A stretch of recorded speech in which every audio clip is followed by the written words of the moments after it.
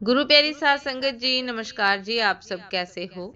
आशा करती हूँ बाबा जी के श्री चरणों में अरदास करती हूँ कि मालिक की कृपा से, निरंकार दातार की मेहरबानी से आप सब बहुत खुश होंगे, मौज बहार में होंगे और अवश्य ही भजन सिमरन में होंगे। साध संगत जी, मैं हाजिर हूँ आज आप सभी से एक बहुत ही खूबसूरत साखी साझा करने के लिए। एक हृदय स्पर्शी साखी। उम्मीद करती हूँ ये साखी आप सभी को बहुत पसंद आएगी। तो साथ संगत जी, चलिए आइए साखी को शुरू करते हैं। लेकिन साखी को शुरू करने से पहले आप सभी को दीपावली की हार्दिक शुभकामनाएं जी। दातार आपका घर खुशियों से भर दे, दासी दातार के चरणों में अरदास करती है जी। साथ संगत जी, चलिए आइए साखी को आप सभी से साझा करते हैं जी। साथ संगत जी, एक दंपत्ति दीपावली की खरीदारी करने की हड़बड़ी में था। पति ने पत्नी से कहा कि जल्दी करो, मेरे पास टाइम नहीं है, कहकर कमरे से बाहर निकल गया। तभी बाहर लॉन में बैठी मां पर उसकी नजर पड़ी। कुछ सोचते हुए वापस कमरे में आया और अपनी पत्नी से बोला कि शालू, तुमने माँ से भी पूछा कि उनको दिवाली पर क्या चाहिए? शालिनी बोली कि नहीं पूछा, अब उनको इस उम्र में क्या चाहिए होगा यार। 2 वक्त की रोटी और 2 जोड़ी कपड़े, इसमें पूछने वाली क्या बात है? यह बात नहीं है शालू, माँ पहली बार दिवाली पर हमारे घर में रुकी हुई है, वरना तो हर बार गांव में ही रहती है, तो औपचारिकता के लिए ही पूछ लेती।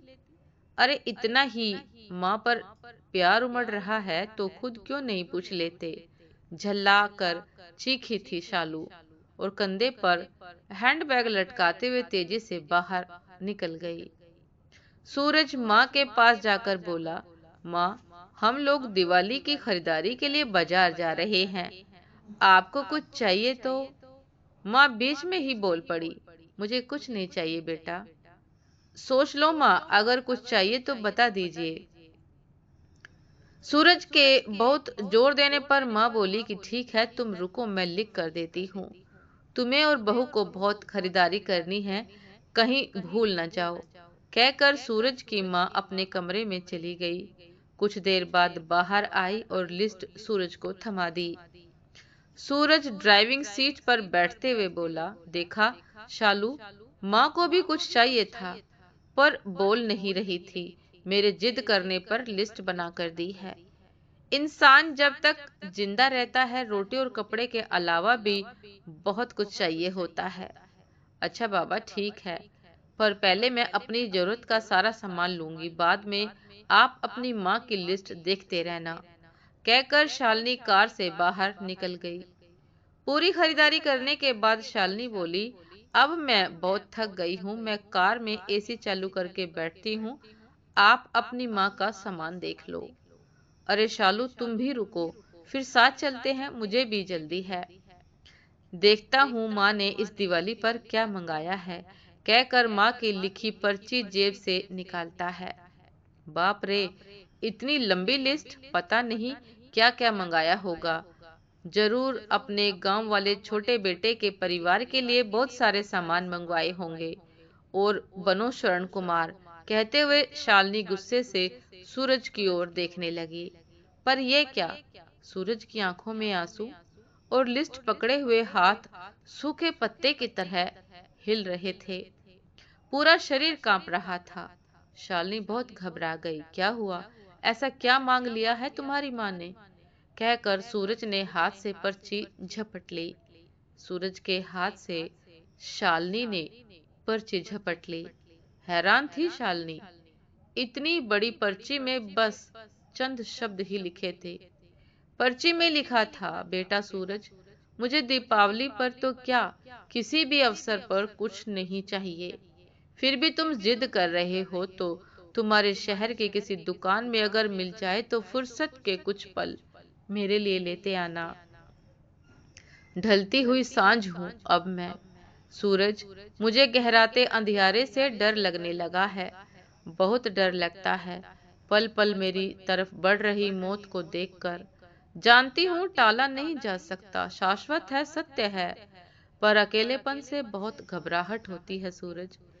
तो जब तक तुम्हारे घर पर हूँ, कुछ पल बैठा कर मेरे पास, कुछ देर के लिए ही सही, बांट लिया कर मेरे बुढ़ापे का अकेलापन। बिन दीप जलाए ही रोशन हो जाएगी मेरे जीवन की सांझ। कितने साल हो गए बेटा तुम्हें स्पर्श नहीं किया, एक बार फिर से आ मेरी गोद में सर रख, और मैं ममता भरी हथेली से सहलाऊं तेरे सर को। एक बार फिर से इतराए मेरा हृदय अपने मेरे अपनों को करीब देखकर, बहुत करीब पाकर, और मुस्कुरा लूं, मिलूं मौत के गले, और फिर मुस्कुरा कर मिलूं मौत के गले। क्या पता अगली दिवाली तक रहूं ना रहूं। पर्ची की आखिरी लाइन पढ़ते पढ़ते शालिनी फबक फबक कर रो पड़ी। ऐसी ही होती है माँ। सासंगे जी अपने घर के उन विशाल हृदय वाले लोगों जिनको आप बूढ़े और बुढ़िया की श्रेणी में रखते हैं, वे आपके जीवन के कल्पतरु हैं।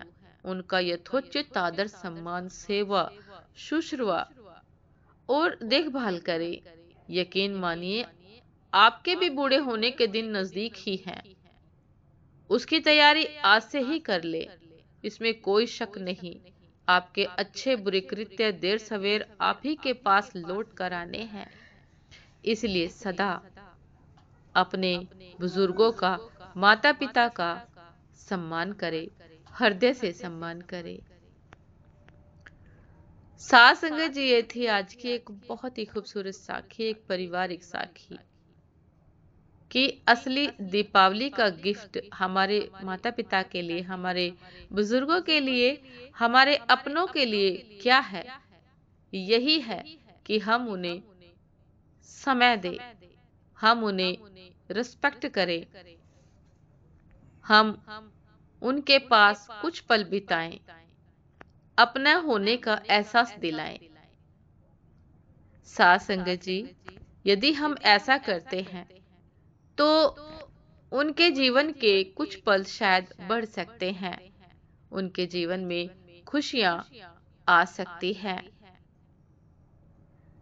उम्मीद करती हूँ साथ संगत जी की ये साखी आप सभी को बहुत पसंद आई होगी। अवश्य ही कुछ ना कुछ सीखने को मिला होगा। यदि साखी पसंद आई हो, कुछ सीखने को मिला हो साथ संगत जी, तो लाइक कमेंट शेयर करना ना भूलिएगा। चैनल पर जो भी नए हैं कृपा करके सब्सक्राइब कर लीजिएगा, ताकि चैनल पर मिलने वाली सभी शब्द साखियों की अपडेट आप सभी को समय पर मिलती रहे। साथ संगत जी, आप हमें इंस्टाग्राम पर भी फॉलो कर सकते हैं। इंस्टाग्राम का लिंक डिस्क्रिप्शन बॉक्स में दिया गया है। तो साथ संगत जी, दासी को अभी आज्ञा दीजिए। आपसे फिर मुलाकात होती है एक नए शब्द साखी के साथ, एक नए खूबसूरत विचार के साथ। तब तक के लिए नमस्कार जी। सदा खुश रहिए, मुस्कुराते रहिए, भजन सिमरन अवश्य करते रहिए। और साथ संगत जी, इस दिवाली पर अपनों को प्रेम का उपहार दीजिए, रिस्पेक्ट का उपहार दीजिए, उनके जीवन के अकेलेपन को बांट लीजिए।